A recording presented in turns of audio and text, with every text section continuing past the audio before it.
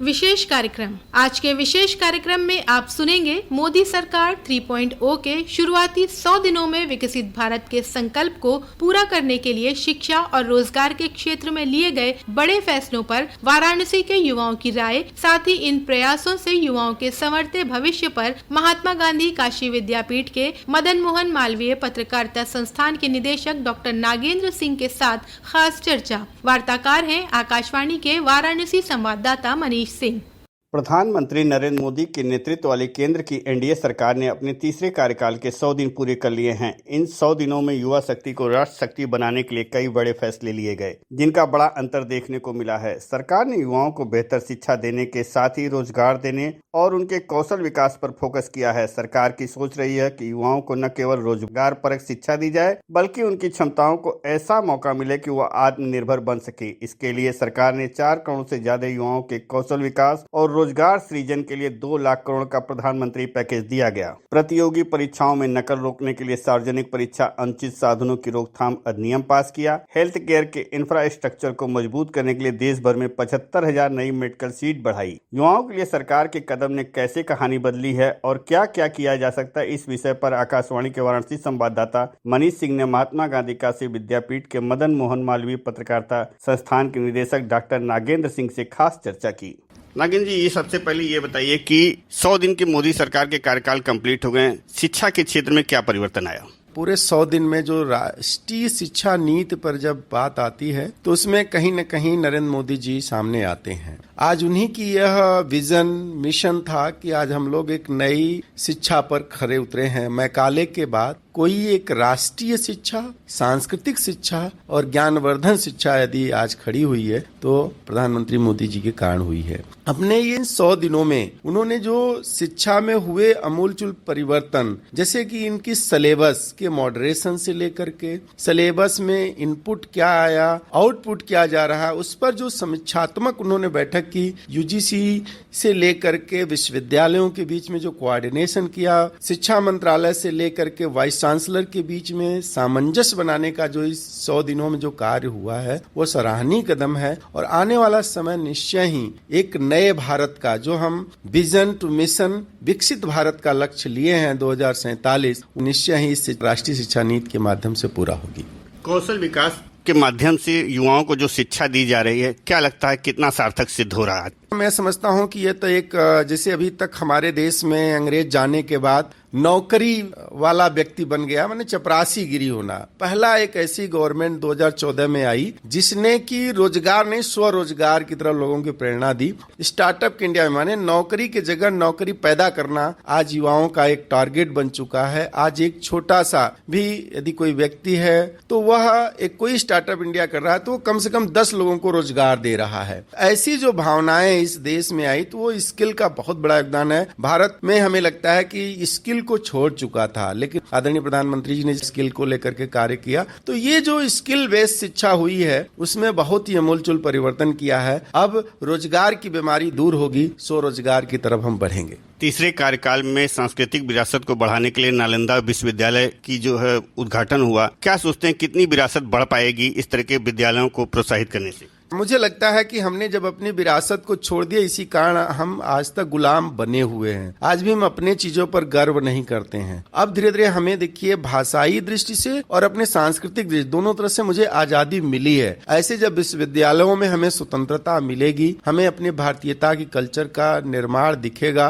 लोगों में आएगी, तो निश्चित ही हम अपने इस घर को समझेंगे और एक नए भारत के निर्माण में अपना योगदान सुनिश्चित करेंगे। यह निश्चय ही नालंदा नहीं, मैं तो समझता हूँ नालंदा जैसे सभी विश्वविद्यालयों को कल्चरल पर फोकस आधारित रचना एनवायरनमेंट तैयार करना चाहिए। यह प्रधानमंत्री जी का और देश का एक बहुत बड़ा कदम है जो नालंदा विश्वविद्यालय के पुरानी विरासत में लौटाने का कार्य किया है। एक शिक्षाविद होने के नाते क्या लगता है कि नई शिक्षा के लिए अभी और किस प्रयास की आवश्यकता है? एक शिक्षाविद के रूप में मैं यही कहूंगा कि अब व्यक्ति को सेल्फ की तरफ ज्यादा आकर्षित होना चाहिए। स्व में जान के तब आप आगे बढ़ेंगे तो निश्चित ही आप एक नया नागरिक बन पाएंगे और एक मजबूत नागरिक जब होंगे तभी आप राष्ट्र निर्माण करेंगे। इसलिए हमारी जो इस समय की जो वर्तमान स्थिति है उसमें स्व पर ज्यादा काम है। जैसे अभी स्वच्छता को लेकर प्रधानमंत्री जी ने कहा ना कि अपनी आंतरिक स्वच्छता को बढ़ाना, मतलब अपने विचारों को, अपने ज्ञान में सकारात्मक चीजों को लेना, नकारात्मक चीजों को छोड़ना। अब उसको छोड़ना पड़ेगा और भारतीयता की तरफ जब आप बढ़ेंगे तो मुझे लगता है कि आप निश्चय ही एक अच्छा नागरिक के रूप में भारत निर्माण में अपना सहयोग कर सकते हैं। शुरुआती 100 दिनों में सरकार ने ये संदेश देने की कोशिश की है कि युवा शक्ति की विकसित भारत में बड़ी भूमिका है। इसलिए ही शिक्षा और रोजगार के साथ ही उनके जीवन, उनकी सोच को भी मजबूत रखने, उन्हें बुराई से बचाने के लिए तंबाकू मुक्त शिक्षा संस्थान और मानस हेल्पलाइन जैसे बड़े प्रयास किए गए। वाराणसी के महात्मा गांधी काशी विद्यापीठ में परीक्षा की तैयारी करने वाले रवि मधेसिया ने इस सोच की सराहना की है। जो विश्वविद्यालय होता है, जो परिसर होता है, उसमें आमतौर पर छात्र पढ़ते हैं और छात्र अगर ऐसे पदार्थों के संपर्क में भी आते हैं तो ये उनके लाइफ टाइम के लिए बहुत ही दोषपूर्ण हो जाएगा। इसलिए ये अगर गवर्नमेंट इसके लिए कुछ पहल कर रही है तो मुझे लगता है कि बहुत अच्छा पहल है और परिसर तो खास तौर पर तंबाकू मुक्त होना चाहिए। महात्मा गांधी काशी विद्यापीठ की एम.कॉम की छात्रा अनन्या अग्रवाल ने कहा कि प्रधानमंत्री नरेंद्र मोदी काशी के सांसद हैं। यह हम सबका सौभाग्य है। उनके तीसरे कार्यकाल में शैक्षणिक संस्थानों को नशा मुक्त करने के लिए तंबाकू मुक्त परिसर की जो पहल की गई है वह अनोखी पहल है, क्योंकि इससे सबसे ज्यादा दिक्कत छात्राओं को ही होती है। अब इस पहल से कैंपस का वातावरण तनाव रहित होगा और घटनाओं में भी कमी आएगी। हमारे लिए, युवाओं के लिए बहुत ही अच्छे कार्य किए हैं। कई योजनाएं उन्होंने लाई है जो कि हमारे लिए बहुत ही फायदेमंद रही है और सबसे बेहतरीन कार्य उनका ये रहा है कि उन्होंने ये बोला था कि वो पूरे परिसर को स्वच्छ बनाएंगे, तंबाकू मुक्त बनाएंगे और उस पर उन्होंने बहुत ही अच्छे से कार्य किया है। हमारा जो कैंपस, हमारा जो परिसर है वो बहुत ही अच्छे से साफ सफाई रह रही है यहाँ पे और कोई भी हमें ऐसा तंबाकू और गुटखा का सेवन करते हुए नहीं दिखाई दे रहा है और ये काफ़ी अच्छी चीज़ है। इस पे मोदी सरकार ने एक्शन लिया, ये बहुत ही अच्छा था कि इस पे किसी सरकार का ध्यान नहीं जा रहा है। ये बाकी सब लोग स्कॉलरशिप पे ध्यान देते हैं और अलग अलग चीज़ों पे ध्यान देते हैं, परंतु ये भी एक बहुत ही सीवियर टॉपिक है, खास करके हम गर्ल्स के लिए। तो उस पे मोदी सरकार ने बहुत ही अच्छा कार्य किया है और अब हमारा कैंपस बहुत ही अच्छा हो गया है। युवाओं की शिक्षा और रोजगार के साथ ही खेल के क्षेत्र में भी सरकार निरंतर प्रयास कर रही है। खेलो इंडिया, राइजिंग टैलेंट आइडेंटिफिकेशन जैसी योजनाओं ने नई प्रतिभाओं को मौका दिया है। वाराणसी में कंपटीशन की तैयारी करने वाली शिवानी जैन ने बताया कि खेल कूद के साथ साथ प्रतियोगी परीक्षाओं के लिए भी काफी अच्छा कार्य मोदी सरकार 3 में हो रहा है।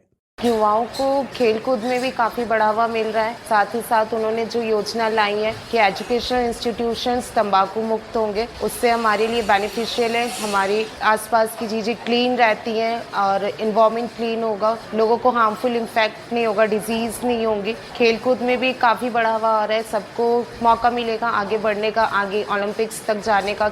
वाराणसी में नीट की तैयारी करने वाली तेजस्विनी सिंह ने बताया कि सरकार के प्रयासों में कोई कमी नहीं है। अब युवाओं को इसका लाभ उठाने की आवश्यकता है। 100 दिनों के कार्यकाल में शिक्षा के साथ साथ युवाओं से जुड़ी हर बात पर काफी जोर दिया गया है। मोदी सरकार ने हम मेडिकल एस्पिरेंट्स के लिए बहुत ही अच्छी सुविधाएं प्रदान की हैं। शैक्षिक स्तर से देखा जाए तो अत्यंत ही विकास आया है, पढ़ाई का स्तर उभरा है और आज का युवा यही उम्मीद लेके आगे बढ़ रहा है कि विकास का स्तर ऐसे ही बढ़ता जाएगा आने वाले भविष्य में। देखा जाए तो हम बनारस के वासी हैं, तो BHU है जैसे कि वो बनारस की शान है, पूरे पूर्वांचल की शान है और उसमें हर साल हम देखते हैं कि हमारी सरकार किसी न किसी रूप से सहयोग देती है। हर साल मेडिकल कॉलेजेस की सीट भी बढ़ रही है और हम जैसे छात्रों के लिए सहयोग भी प्रदान हो रहा है, स्कॉलरशिप्स मिल रही हैं, तो युवा का सशक्तिकरण पूर्ण रूप से हो रहा है। सरकार के प्रयासों से परिवर्तन की राह बनती दिख रही है। शुरुआती 100 दिनों ने सरकार का विजन और युवाओं को आगे बढ़ाने का जो मन दोनों दिखाया है, जिसमें कई कदम उठाए गए हैं और आने वाले समय में और प्रयास होने बाकी हैं। आज के विशेष कार्यक्रम में आप सुन रहे थे मोदी सरकार 3.0 के शुरुआती 100 दिनों में विकसित भारत के संकल्प को पूरा करने के लिए शिक्षा और रोजगार के क्षेत्र में लिए गए बड़े फैसलों पर वाराणसी के युवाओं की राय। साथ ही इन प्रयासों से युवाओं के संवरते भविष्य पर महात्मा गांधी काशी विद्यापीठ के मदन मोहन मालवीय पत्रकारिता संस्थान के निदेशक डॉक्टर नागेंद्र सिंह के साथ खास चर्चा। वार्ताकार थे आकाशवाणी के वाराणसी संवाददाता मनीष सिंह।